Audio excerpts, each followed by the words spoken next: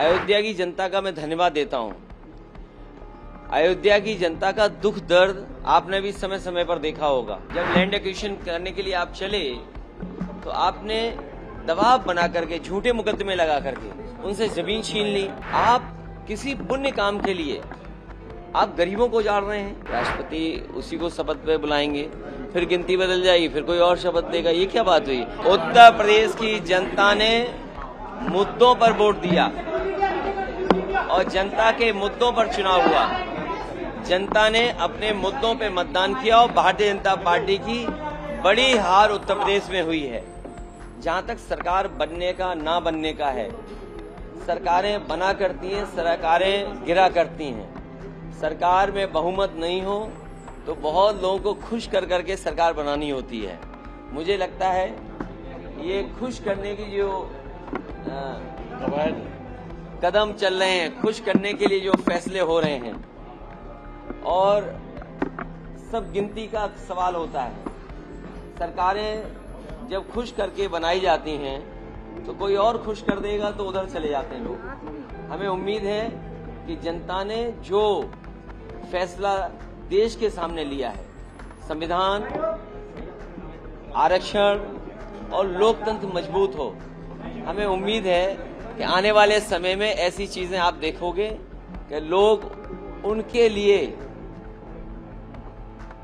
साथ खड़े दिखाई देंगे।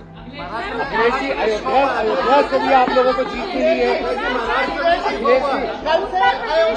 कल से लेकर अयोध्या को लेकर लगातार चर्चा हो रही है कि बीजेपी वहां से हारी है।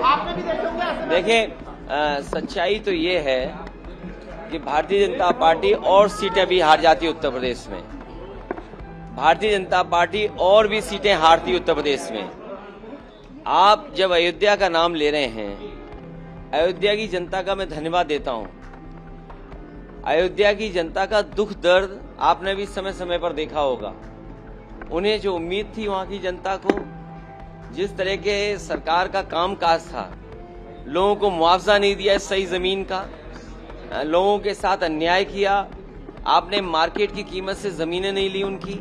जब लैंड एक्विजिशन करने के लिए आप चले तो आपने दबाव बना करके झूठे मुकदमे लगा करके उनसे जमीन छीन ली। न जाने कितने व्यापारियों को आपने दुख संकट पहुंचाया जो 100-100 साल से रह रहे थे, 100-100 साल से लोग रह रहे थे। ऐसे भी परिवार हैं जो अपनी गाय भैंस के साथ, जानवरों के साथ 100-100 साल से रह रहे थे, आपने उन्हें उजाड़ दिया। आप किसी पुण्य काम के लिए आप गरीबों को उजाड़ रहे हैं। तो इसीलिए मैं समझता हूं अयोध्या और आसपास की जनता ने भारतीय जनता पार्टी के खिलाफ मतदान किया। मुख्यमंत्री आ जा रहे हैं, योगी आदित्यनाथ दिल्ली आ रहे हैं सर, उनको तलब किया गया। तो अगर दिल्ली आ रहे हैं तो मेरा आपसे निवेदन है, दिल्ली में रोक लो, यूपी क्यों भेजते हो वापस? सर, अब आपकी सीट जो विधानसभा की सीट है उससे कौन चुनाव लड़ेंगे? हैं?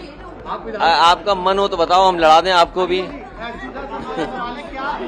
अभी कोई स्थिति आप देखते हैं इंडिया गठबंधन की? मैंने आपसे कहा कि खुश करने से सरकारें बन रही हैं, तो कोई खुश और भी कर सकता है। सर, कल खड़गे जी ने कहा वेट एंड वॉच। अभी उम्मीद सर, कल खड़गे जी ने कहा वेट एंड वॉच।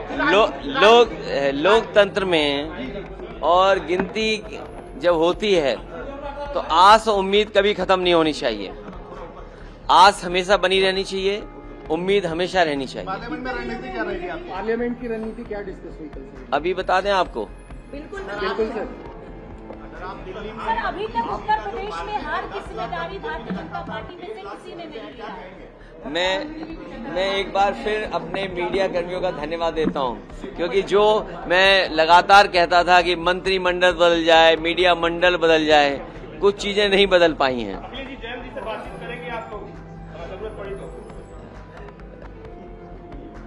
नौकरी का सवाल पे क्या देखते हैं? मैं समझता हूं अग्निवीर व्यवस्था तुरंत खत्म होनी चाहिए। सरकार को स्वीकार करना चाहिए कि उनकी गलती है कि उन्हें अग्निवीर जैसी व्यवस्था नहीं लानी चाहिए।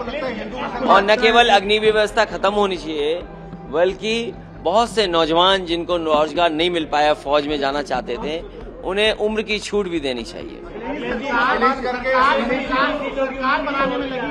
एनडीए सरकार बनाने में लगी है और शपथ 8 तारीख को होने जा रही है।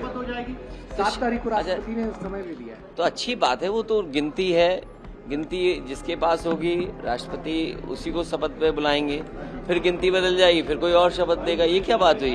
ये तो शपथ चलती रहती है।